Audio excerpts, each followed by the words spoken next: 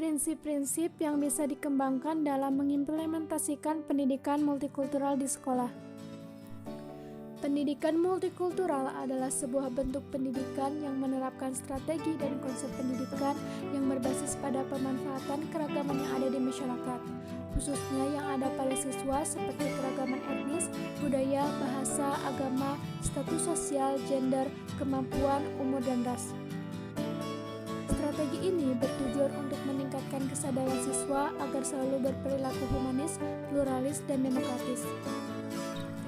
Untuk mewujudkan tujuan itu sendiri, bentuk pengembangan pendidikan multikultural yang dapat dilakukan yaitu 1. Dengan penambahan materi multikultural pada semua bidang studi yang dapat berbentuk bidang studi atau mata pelajaran yang berdiri sendiri atau berbentuk program dan praktik terencana dari lembaga pendidikan. 2.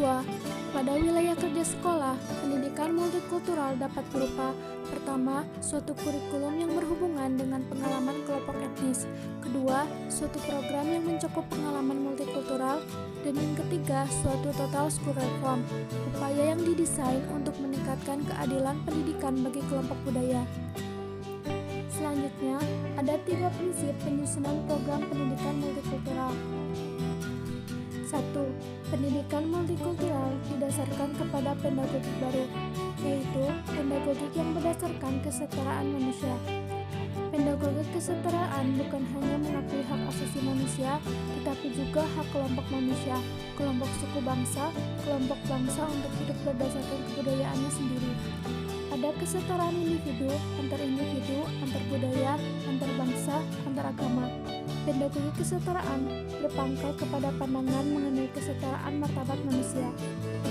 Dalam pelajaran, prinsip kesetaraan ini berarti semua siswa memiliki hak dan peluang yang sama untuk terlibat secara aktif dalam proses pembelajaran.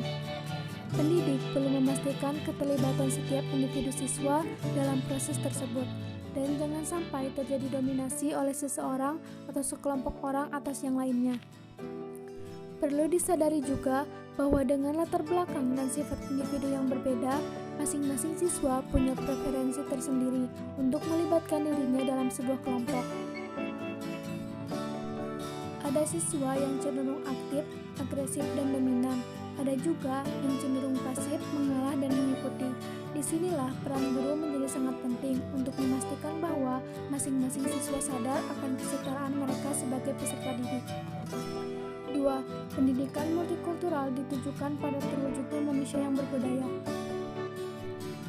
Hanya manusia yang melek budayalah yang dapat membangun kehidupan bangsa yang berbudaya. Manusia yang berbudaya adalah manusia yang membuka diri dari pemikirannya yang terbatas. Manusia yang berbudaya hanya dibentuk di dalam dunia yang terbuka. Manusia berbudaya juga manusia yang bermoral dan beriman, yang dapat hidup bersama, yang penuh toleransi, yang bukan sekedar demokrasi prosedural, tapi demokrasi substantif.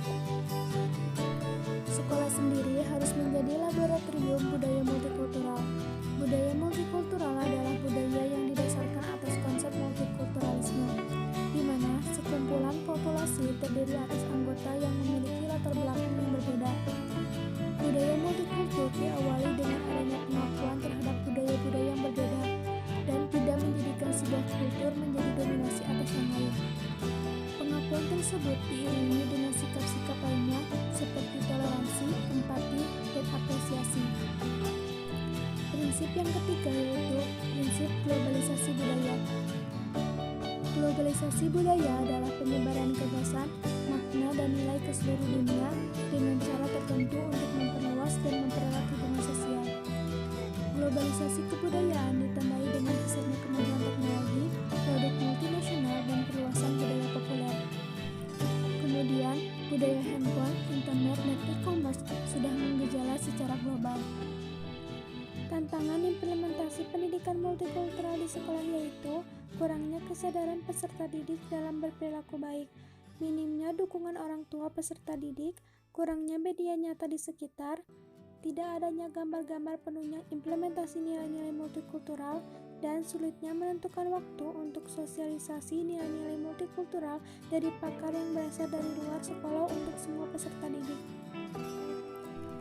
Upaya yang dapat dilakukan untuk mengatasi tantangan-tantangan tersebut yaitu 1. Menyetarakan antara minoritas dan mayoritas. meminimalisir konflik di sekolah. 3. Mewujudkan visi, misi, dan tujuan sekolah. 4. Guru diharapkan lebih mahir dalam penyusunan rencana pembelajaran dan penentuan metode atau strategi pengajaran. Saya Yulianti Ratnadewi, mahasiswa Pendidikan Sosiologi 2019, Fakultas Pendidikan Ilmu Pengetahuan Sosial, Universitas Pendidikan Indonesia, untuk mata kuliah Pendidikan Multikultural.